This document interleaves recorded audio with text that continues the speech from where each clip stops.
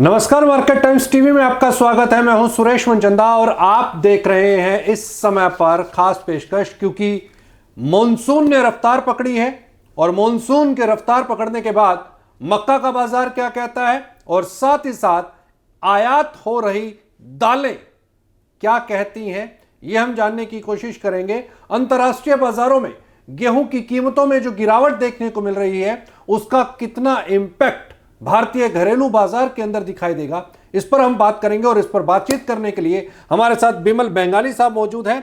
आप जाने माने चेहरे हैं, कारोबारी हैं, कमोडिटी एक्सपर्ट भी हैं और कमोडिटी के खास जानकार। स्वागत है बिमल जी आपका मार्केट टाइम्स टीवी पर। Thank you very much. Bimal ji, मेरा पहला सवाल, मॉनसून जून काफी वर्स्ट रहा, उम्मीदें ये देखने को मिली और यहां तक कि मंत्रालय ने भी ये कह दिया कि 250 से ज्यादा 262 शहर ऐसे हैं, डिस्ट्रिक्ट्स ऐसे हैं जहां पर सूखे की संभावनाएं हैं। लेकिन जून के बाद में जुलाई का महीना ठीक ठाक गया, बारिशों ने रफ्तार पकड़ी और अगस्त का ये जो पहला पखवाड़ा गया, पहला हफ्ता जो गया, इसके अंदर मॉनसून ने और ज्यादा अपनी मेहरबानी यहां पर दिखाई। और कमोबेश जो डर, जो फियर फैक्टर था कारोबारियों के मन में, किसानों के मन में, क्या अब आपको लगता है कि खरीफ की जो फसलें हैं वो लहलहाती दिखाई देंगी? प्रोडक्शन में कहीं कोई कमी आने वाली नहीं है। 2026 के अंदर में जो खरीफ की पैदावार निकल करके आएगी वो बेहतरीन होगी, चाहे वो ग्रेन्स की बात कर लें, चावल की बात करें, खरीफ में मक्का की बात कर लें और दूसरे स्पाइसेस की अगर हम बात कर लें तो उनका भी प्रोडक्शन ज़बरदस्त निकल करके आएगा। देखिए, अभी मार्केट का जो सिनेरियो है, पहले तो अपन जो हिंदी महीने से अगर देखेंगे तो सावन लगा है अगस्त महीने में, ठीक है। तो अपने पुराने ज़माने से सावन भादों में ही बारिश आती है, ठीक है। तो इस साल जो एल नीनो का इतना आवाज़ उठा था, वो एक जो अभी नया टेक्निकल सिस्टम है उससे आवाज़ निकला था। एक्चुअल हिंदी सिस्टम से अगर जाएं तो बारिश की कोई कमी नहीं है, क्योंकि अगस्त में अगर बारिश अच्छी होती है तो सावन में भादों में अच्छी बारिश होगी। जून थोड़ा डिफिसिट था, जुलाई ने उसको फिलफिल किया, अभी अगस्त फुल कर देगा। तो बारिश लेके या पानी लेकर के भारत की खरीफ क्रॉप में कोई भी असर आएगा या कोई भी नुकसान होगा? जो बुआई डिले हुई है वो डिले हो गई है, अदरवाइज कोई नुकसान का कोई भी चांस नहीं है। हमारे यहाँ खेती और विदेशों में खेती में अंतर है। विदेशों में 10,000 एकड़ 15,000 एकड़ के फार्म रहते हैं और हमारे यहाँ छोटे छोटे 5, 10, 15, 20 एकड़ या 100 एकड़ के रहते हैं। हमारे जो प्रधानमंत्री है उन्होंने जो सोलार पंप का किया था, तो आप मोर और लेस ईच एंड एवरी किसानों के खेत में सोलार पंप लगा हुआ है। अच्छा। तो पानी की अगर किल्लत से कोई क्रॉप में कमजोरी हो, वो बिल्कुल भी नहीं है। क्रॉप जितनी है वो आ जाएगी। जो सोइंग डिले हुई है उसका एक नुकसान जो थोड़ा बहुत है या देरी है वो हो सकता है। ये जरूर डर लग रहा था निश्चित तौर के ऊपर पे। ठीक है, सोलार पंप भी हैं बहुतों के पास में। इरिगेशन के अंदर में पिछले 10-15 सालों के अंदर में हमने ग्रोथ देखी है, इस बात से इनकार नहीं किया जा सकता। लेकिन अगर बारिशें कम होती तो ग्राउंड लेवल वाटर जो है वो नीचे चला जाता। उससे एक उम्मीद जताई जा रही थी कि खतरा देखने को मिल सकता है। पानी का लेवल अगर नीचे जाता तो भाई सोलार पंप अगर खींचता उसको, तो जहां तक पाइप गया हुआ है उससे भी अगर नीचे डिगिंग करते, क्योंकि पहले 40 फीट पे, 45 फीट पे, 50 फीट पे भी पानी मिल जाता था, अब 200 फीट के ऊपर भी पानी नहीं मिलता। तो ये एक समस्या यहां पर दिखाई देती है। दूसरी, अभी का सिनेरियो, मैं एक एक कमोडिटी के वाइज आता हूं। खरीफ मक्का आप कैसा देखते हैं? मक्का की जो सोइंग का आंकड़ा आया है, एमपी में अच्छा आंकड़ा है, कर्नाटक और तेलंगाना में थोड़ा कमजोर है, महाराष्ट्र ठीक ठाक है। ठीक है। तो ओवरऑल जो मक्का का जो गवर्नमेंट का भी आंकड़ा है या जो प्राइवेट पर्सनल आंकड़े हैं, उसमें 2-5% का ही फर्क है। बाकी सोइंग मोर और लेस अच्छी हो गई है। डिले हुई है और डिले की वजह से जो क्रॉप सितंबर में आ जाती थी वो क्रॉप 15 अक्टूबर या 20 अक्टूबर, सितंबर लास्ट में जो आती थी वो एक 30 दिन का डिले का हो जाएगा। क्रॉप में कोई भी कमजोरी लगे ऐसा नहीं दिख रहा है। लेकिन मक्के में रबी क्रॉप में अपने यहाँ शॉर्टेज है। अच्छा। तो अभी से लेकर के आने वाले जो महीने हैं, जो सितंबर है और बिफोर नई क्रॉप, मक्के में तेजी का माहौल रहेगा। मक्के से मंदी नहीं है अभी, मक्के में कोई भी तरह की लेकिन मंदी जो नहीं। रबी की क्रॉप है तकरीबन 70 से 80 लाख मीट्रिक टन का अनुमान था कि ये प्रोडक्शन आया है। अमूमन ये भी बढ़ करके ही निकल करके आया, और अगर पिछले साल पूरा ओवरऑल अगर अपन प्रोडक्शन देखें तो 450 लाख मीट्रिक टन के आसपास का प्रोडक्शन फिगर है, जो एवर हाई प्रोडक्शन माना जा रहा है। हालांकि मक्के के प्राइजेस जो रबी क्रॉप से पहले की अगर हम बात करें, खरीफ से भी सीज़न की अगर हम पिछले सीज़न की बात करें तो 1400-1500 रुपये से इसका भाव शुरू हुआ। शुरू होते होते जब रबी की क्रॉप आने वाली हुई तब तक 2000 रुपये के नज़दीक पहुंच गया। फिर इसने एक जंप लिया, 2300 रुपये के आसपास ये पहुंचा। तो अगर ओवरऑल सिनेरियो को देखते हैं, एथनॉल कंपनीज की डिमांड को देखते हैं, प्रोडक्शन के साइज को देखते हैं, स्टॉक को देखते हैं, तो आपको फ्यूचर क्या दिखाई देता है अगले 6 महीने में?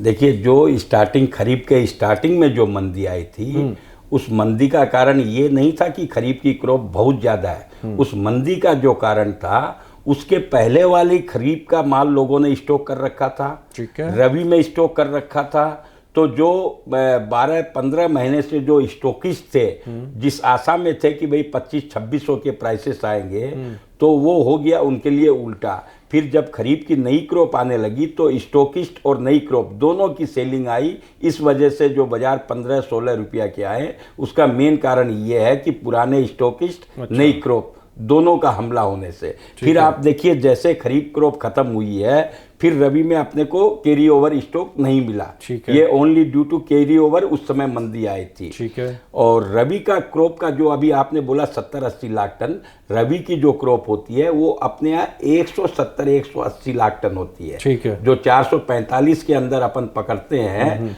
तो उसमें माफ कीजिएगा, बिहार और कलकत्ता की है। नहीं, आपने बिहार कलकत्ता की है और मैं पूरे इंडिया की कह रहा हूँ। जी, तो बिहार और कलकत्ता की क्रॉप में भी इस बार रबी में थोड़ी कमजोरी थी। अच्छा। एक 10-15% की क्रॉप कमजोरी थी। आंधी तूफान से पौधे गिर गए थे, ग्रोथ पूरा नहीं हुआ।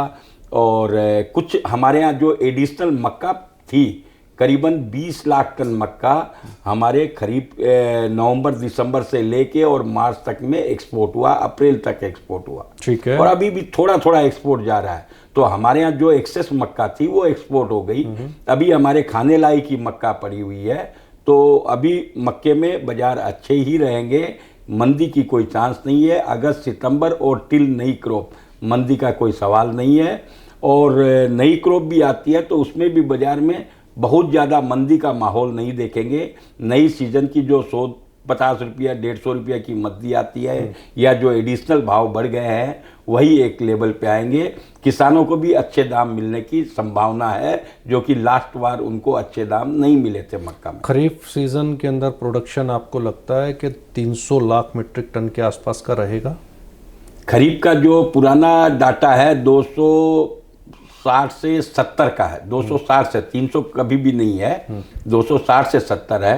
तो ये मैं खरीफ में 245-50 तक अपने पहुंच जाएंगे। 245 तक। हाँ, 300 का आंकड़ा आपको लगता है कि इस बार भी टच नहीं 300 टच करने की संभावना नहीं है। तो एथनॉल कंपनीज की अगर डिमांड अच्छी खासी निकल करके आती है तो आपको लगता है कि फार्मर उसकी तरफ अग्रेसिव तौर के ऊपर पे नहीं आएगा? नहीं, एथनॉल की डिमांड जो है मक्के में, जो गवर्नमेंट के प्राइसेस है एथनॉल खरीदने के, तो एथनॉल कंपनी को 2600 रुपया तक मक्का लेती है तो उनको मक्के में पेरिटी है। अदरवाइज उसके ऊपर अगर मक्के के प्राइस चले जाएंगे तो एथनॉल वाले राइस को ले लेंगे। और गवर्नमेंट कंटिन्यू उनको राइस दे भी रही है, अभी भी उन्होंने राइस दिया है। तो राइस हमारे यहाँ बहुत अच्छा स्टॉक है, राइस में उनको मिलता रहेगा। तो बहुत ज़्यादा तेजी, अभी जो बिहार के प्राइसेस है वो समझिए बिहार में 2500 रुपया तक के प्राइसेस हो जाएंगे, पंजाब हरियाणा 2500 के प्राइसेस हो जाएंगे। ये कब तक हो जाएंगे? ये अभी 1-2 महीने में ही। अच्छा, 1-2 महीने में 2500 रुपये छू सकते हैं। हाँ, आप यूपी, बिहार या पंजाब ये सब जगह 2500 के आ जाएंगे। जैसे साउथ के अंदर में 2600-2700 के भी प्राइसेस हो गए हैं। साउथ में अभी 10 लाख टन का टेंडर एक हुआ है, वो अभी पास होने की बात है। अगर वो पास हो जाता है तो साउथ मक्के में उससे फुलफिल हो जाएगा। और नॉर्थ में भी है। माने कमोबेश मक्का अपने पास है, नई क्रॉप आएगी उसके पहले तक भी मक्का है, स्टॉक में पड़ी है। स्टॉक वाले थोड़े देख रहे हैं हमको ज़्यादा अच्छा पैसा मिले, और मैन्युफैक्चरर को अगर मक्का नहीं मिलेगी तो वो 25-50 ऊपर दे के भी अपना प्लांट चलाएगा। तो मक्का प्रॉफिट का सौदा है अभी से लेकर के और नई क्रॉप आने तक भी।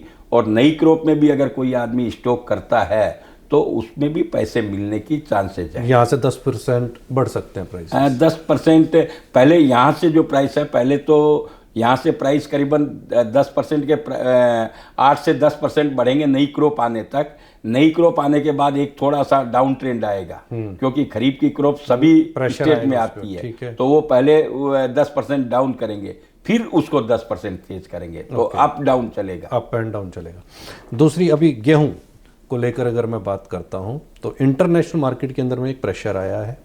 हालांकि पहले ये लग रहा था कि अमेरिका के अंदर ड्राउट की स्थितियां पैदा हो रही हैं, प्रोडक्शन कम जाएगा, तो उससे प्राइसेस को एक बल मिला। डोमेस्टिक मार्केट के अंदर में भी वो तेज़ी देखने को मिली। हमने ब्लैक सी के अंदर में, रशिया मार्केट के अंदर में एक अच्छे खासे जंप आते हुए गेहूं की प्राइसेस के अंदर भी देखे, जिसका सहारा भारतीय गेहूं प्राइसेस को भी मिला। लेकिन अभी एक बार फिर से एक दबाव बनते हुए हम देख रहे हैं। क्या आपको लगता है कि जो गेहूं के अंदर में बुल रन ये अभी हाल फिलहाल के अंदर आया था जून और जून से पहले, वो वापस से कमबैक करेगा? गेहूं की कीमतों में फिर से हम उछाल देखेंगे, 2900-3000 रुपये का लेवल दिखाई दे सकता है। गेहूं को लेकर के आपको बाजार कैसे दिखाई देते हैं? गेहूं को लेके अभी अपने इंडिया का अगर एफसीआई का गवर्नमेंट का डाटा देखें तो करीबन 55 मिलियन टन का स्टॉक पड़ा है अप्रोक्स, ठीक है, जो कि अपने एक तरह से देखें तो ये पिछले एक दशक में हाईएस्ट है, बिल्कुल। उन्होंने प्रोक्योरमेंट जो किया 35 मिलियन टन का, वो भी हाईएस्ट है। गवर्नमेंट जो है ये एलनिनो और सूखे की वजह से जो ओएमएस दे रही थी उसमें थोड़ी ढिलाई कर रही है, ठीक है। और एक्सपोर्ट के लिए जो 50 लाख टन का कोटा दिया गया उसमें भी बहुत ज़्यादा एक्सपोर्ट नहीं गया है, बहुत हल्का फुल्का 25-50 हज़ार टन का बांग्लादेश का एक्सपोर्ट हुआ है। जो बारिश का एलनिनो का जो था हर जगह दबाव, और गेहूं पिछले एक साल के हाई पे भी पहुंच गया था सी बोर्ड पे, वहाँ से फिर 5 से 7% डाउन हुआ है गेहूं के प्राइसेस। और जो पुराने सौदे सबके थे कम रेट के आ रहे हैं। बांग्लादेश अपने यहाँ से गेहूं जाएगा, गेहूं यहाँ से एक 50 रुपया की तेजी आने के चांसेज है, 50-100 की तेजी आएगी, और फिर गवर्नमेंट जब ओएमएस दे देती है तो वो तेजी को फिर ब्रेक लगाएगा। तो गवर्नमेंट के पास क्या है, गवर्नमेंट फार्मर को तो अच्छे दाम देने चाहती है और कंज्यूमर को सस्ते में देने चाह रही है, ठीक है। तो उसका ऑप्शन तो यही है कि गवर्नमेंट ऊंचे दाम में खरीदो और कम दाम में बेचो।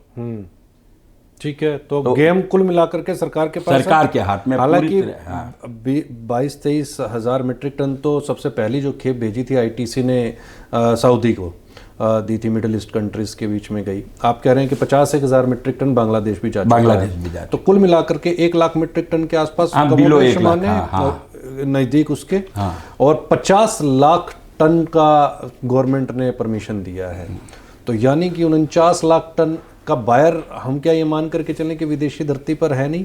क्या पैरिटी नहीं बैठ रही है, या आपको लगता है कि जो प्राइसेस इस समय पर देश के अंदर में हैं उस और इंटरनेशनल मार्केट के अंदर में जो प्राइसेस हैं वो compete ही नहीं कर पा रहे हैं? एकदम सही बात है। इंटरनेशनल प्राइस और अपने इंडिया के प्राइस, अपने इंडिया के प्राइस इंटरनेशनल से चीपर नहीं है, उसके बराबर में है या थोड़ा 2% ज़्यादा ही है। अगर यही प्राइसेस अगर हमारे इंडिया में कम रहते तो अभी तक तो 50 लाख टन एक्सपोर्ट हो जाता। 2022 में आप देखिए 2 से 3 महीने में 70 लाख टन का एक्सपोर्ट हो गया, जब उसके बाद सरकार को गवर्नमेंट एक्सपोर्ट बंद करना पड़ा। ठीक है। अभी जो एक्सपोर्ट 50 लाख टन का कोटा मिला है डीजीएफटी से, हम लोग एक्सपोर्ट नहीं कर पा रहे हैं। उसके लिए डीजीएफटी ने अभी नोटिफिकेशन भी निकाला है कि भाई जो आदमी ने कोटा लिया है अगर वो एक्सपोर्ट नहीं कर पा रहे हैं तो उनका कोटा हम दूसरे आदमी को दे देंगे, और दूसरे को दे दें, तीसरे को दे दें, लेकिन एक्सपोर्ट तो जो रहेंगे प्राइसेस मैच होने पड़ेंगे। तो हमारे इंडिया के प्राइसेस इंटरनेशनल प्राइसेस से कम नहीं है कि दौड़ के एक्सपोर्ट हो, उसके समकक्ष है, तो धीरे धीरे ही होगा एक्सपोर्ट, नीड बेस्ड एक्सपोर्ट होगा। आटा मिलर से कोई डिमांड नहीं निकल रही डोमेस्टिक? डोमेस्टिक तो आटा मिलर कर ही रहे, लेकिन आटा मिलर में भी कंपटीशन है, उनको मैदे के प्राइसेस नहीं मिल रहे हैं। व्हीट ब्रांड हमारे यहाँ से बांग्लादेश सबसे बड़ा बायर था, जो लास्ट 2 साल पहले जब उनका एक्सपोर्ट बंद कर दिया गया तो बांग्लादेश व्हीट ब्रांड खरीदने Indonesia, African country, Dubai, Pakistan सब जगह तो आपको लगता नहीं कि बांग्लादेश और भारत का तो एक राजनीतिक मुद्दा चल रहा है? देखिए, बांग्लादेश ने, मुझे लगता है ये पहला ऐसा केस होगा जब भारत के चावल को रिजेक्ट किया है पेस्टिसाइड इश्यूज को लेकर के। हाल फिलहाल के अंदर पिछले हफ्ते की ही बात है जब उसने कई कंटेनर्स जो हैं भारत के रिजेक्ट किए हैं। तो ये तो एक राजनीतिक, आपको लगता नहीं कि जब से बांग्लादेश के अंदर में सरकार बदली है तो उसके बाद से ये कठिनाई आई है? उसके बाद तो अमेरिका से वो इंपोर्ट कर रहा है, गेहूं उसके पास अमेरिका भेज रहा है। तो ये परिस्थितियां सरकारी राजनीतिक परिप्रेक्ष्य के साथ में आप देखते हैं, या वाकई के अंदर में लगता है कि बांग्लादेश से डिमांड नहीं है? पहला बात तो बांग्लादेश में जो चावल रिजेक्ट हुआ वो हमने नहीं सुना है। ऑस्ट्रेलिया में जाके चावल कुछ रिजेक्ट हुआ है फाइटो के कारण, और फाइटो के कई लाइसेंस कैंसिल हुए हैं, वो हमने सुना है। नहीं, पिछले हफ्ते बांग्लादेश ने भी रिजेक्ट मेरे पास नहीं उसकी जानकारी है, लेकिन ये इसको माने पॉलिटिकली नहीं देखना चाहिए, ऐसा कोई नहीं है। बांग्लादेश और इंडिया के अंदर में दोनों चाहते हैं कि दोनों देश आपस में मिल के रहें, और बांग्लादेश का ग्रोथ जो है वो इंडिया के भरोसे ही है। आज बांग्लादेश अगर इंडिया के साथ में थोड़ा सा मनमुटाव करने की चेष्टा भी करता है या मनमुटाव करता है तो उसका हाल भी तो पाकिस्तान जैसा हो जाएगा।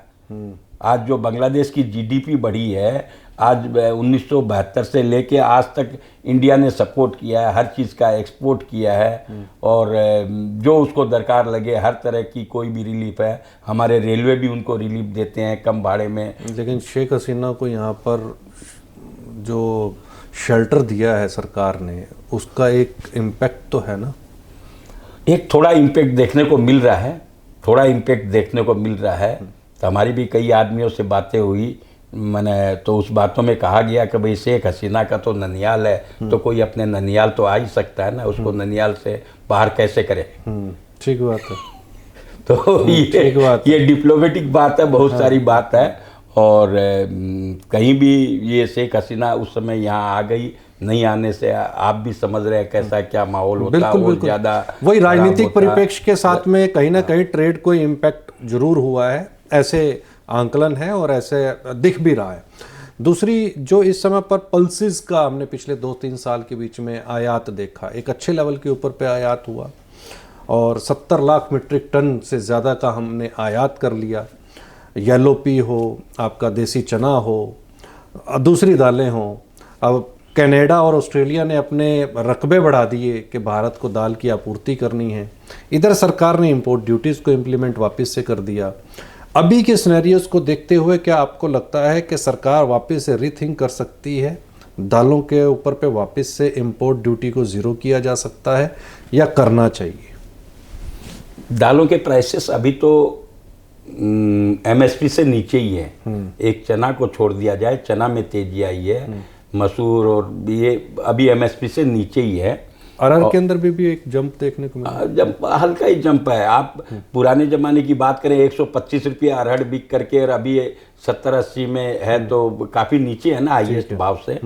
तो वैसा कोई दरकार नहीं है, लेकिन अगर देश को आत्मनिर्भर बनाना है दालों में तो किसानों को प्राइस देने पड़ेंगे। ठीक है। किसानों को प्राइस देने के लिए सरकार को इंपोर्ट ड्यूटी लगानी पड़ेगी कि भाई इंपोर्ट ड्यूटी लगाएं। क्यों हमारे यहाँ अभी जो प्रोडक्शन है उसमें गवर्नमेंट कसमकस में है कि अगर हम इंपोर्ट ड्यूटी लगाते हैं और ज़्यादा महंगा हो जाएगा तो हमारे 140 करोड़ जनता का क्या होगा खाने में। बिल्कुल। तो अभी जो है मंथन इसी पे चल रहा है, भाई किसान को कैसे दाम दिया जाए, और हमारे जो 140 करोड़ पब्लिक है उनको भी कैसे मुहैया किया जाए सस्ते दाम में। तो ये एक बहुत बड़ा चैलेंज है, मामूली बात नहीं है। और रहा पल्सेज में, अभी ड्यूटी हटाने जैसी माहौल हमको नहीं लग रही है।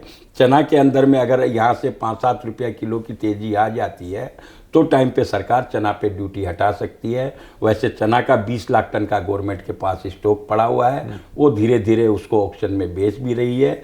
तो पाइपलाइन में माल अवेलेबल है, माल की कोई भी शॉर्टेज नहीं है। लेकिन उसके बावजूद भी चने के अंदर अच्छा खासा जंप देखने को मिला है। अब तो बाजार 100 रुपये और 80 रुपये की भी बात करने लगा है। ये खुदरे की बात कर रहे हैं। अभी अगर होलसेल मार्केट में देखें तो 63 रुपया 64 रुपया के प्राइस 8,000 रुपये जा सकता है भाव? 8,000 नहीं 7,000 जाने की आइडिया है। ये कब तक एक्सपेक्ट कर सकते ये हैं? अभी जो दीपावली से पहले या दीपावली के बाद? दीपावली के आसपास। दीपावली के आसपास, यानी पहले भी हो सकता है। हाँ, कि भाई त्योहारी डिमांड निकल रही है, त्योहारी मांग के चलते हुए चने में तेजी, चने में आ सकती है। ये उसके बाद हेडलाइंस बन सकती हैं। हाँ, दीपावली के बाद तो हमारे पास तंजानिया का चना भी आ जाएगा, ऑस्ट्रेलिया की चना भी आ जाएगा। वैसे ऑस्ट्रेलिया की चना जो है, इस बार ऑस्ट्रेलिया की क्रॉप कम बता रहे हैं। जो लास्ट बार 22 लाख टन की क्रॉप थी, इस बार करीबन 12 से 15 लाख टन की क्रॉप बता रहे हैं। अच्छा, तो ऑस्ट्रेलिया की चना की क्रॉप काफ़ी डाउन हुई है, इसी वजह से यहाँ पे तेजी का माहौल बना है। तो अभी अगर कोई स्टॉकिस्ट या अगर मैं ट्रेडर्स की बात करूं, फार्मर्स की बात करूं, इस समय पर आपको क्या लगता है, क्या, क्योंकि अभी तो खरीफ का सीज़न है, रबी के अंदर में ज़्यादा से ज़्यादा किसान क्या चने की तरफ मूव करेगा? आपको लगता है कि प्राइसेस ऐसे आ जाएंगे कि उनको चना अट्रैक्शन देगा? एक दूसरी सबसे इम्पोर्टेंट चीज़, कौन सी ऐसी दाल है जिसके बीच के अंदर में आपको लगता है साल 2026 के अंदर में एक ज़बरदस्त उछाल देखने को मिल सकता है, एक फ़ायदा देखने को मिल सकता है? इसमें उड़द दाल है, उसमें एक चांसेस लग रहे हैं। उड़द अच्छा, में, उड़द में। मसूर दाल में तेजी का माहौल नहीं है, क्योंकि ऑस्ट्रेलिया भी अच्छी क्रॉप है, कनाडा भी अच्छी क्रॉप है। ठीक है। तो बहुत ज़्यादा उसमें तेजी का माहौल नहीं दिख रहा है, रेंज बाउंड में चलता रहेगा। ठीक है। उड़द एक चलने वाली दिखाई दे रही है। तुहर में भी लोगों का ध्यान है, थोड़ा एक चाल आएगी। और चना तो ऑलरेडी चल भी गया नीचे से, जो नीचे लेवल 50 रुपया केजी था, वहाँ से 64 रुपया केजी मान नीचे भाव से पकड़े तो करीबन 14 रुपया केजी की तेजी आ गई, और 5-7 रुपया केजी की तेजी धार रहे हैं। ओके, तो और अगर किसी ने किसी कमोडिटी को पिक करना हो, मक्का है, गेहूं है या दालें हैं, तो इनमें से आपकी प्रेफरेंस कहाँ होगी? साल 2026 क्या लगता है कि ये कमोडिटी सोने की तरह आपको मुनाफा दे सकती है? देखिए, अभी जो माहौल है, अभी तो जो मक्के रबी में जिसने मक्का रखा है उसने पैसे कमाए ही हैं।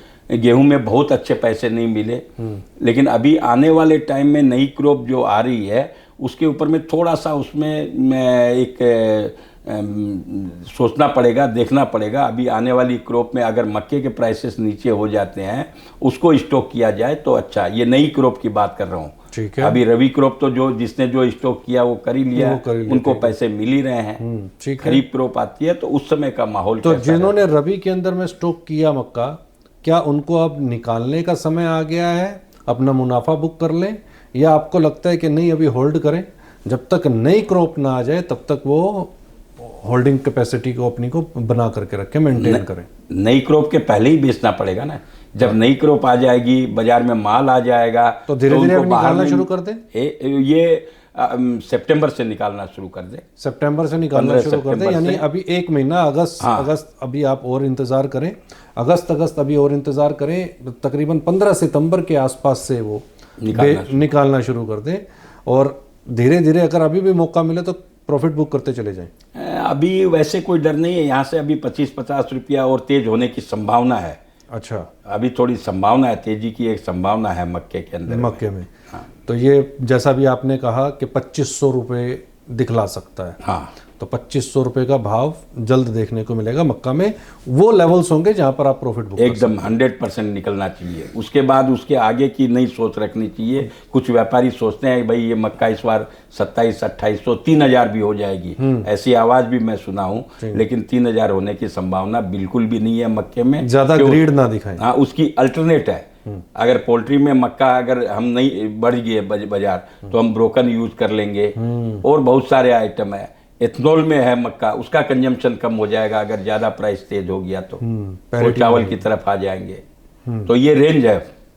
और गेहूं के अंदर में अपर साइड प्राइस क्या देखते हैं आप? गेहूं में मैं बहुत ज्यादा तेजी में नहीं हूँ।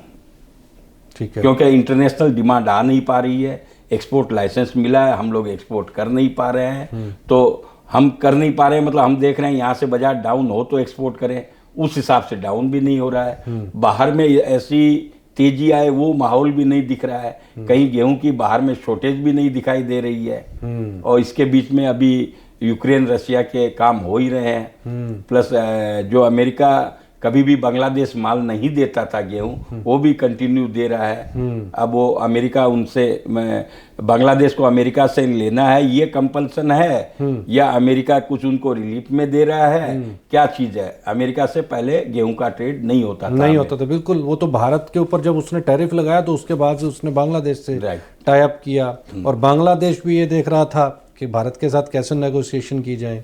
तो ये वही जो जिसकी मैंने अभी बात की कि अंतर्राष्ट्रीय राजनीतिक प्रपेक्ष है, तो वो अंतर्राष्ट्रीय प्रपेक्ष के तौर के ऊपर पे ये सारे सिनेरियोज दिखाई दे रहे थे, जिसकी वजह से काफ़ी कंसाइनमेंट इन्होंने रिजेक्ट भी किए बांग्लादेश ने भारत के।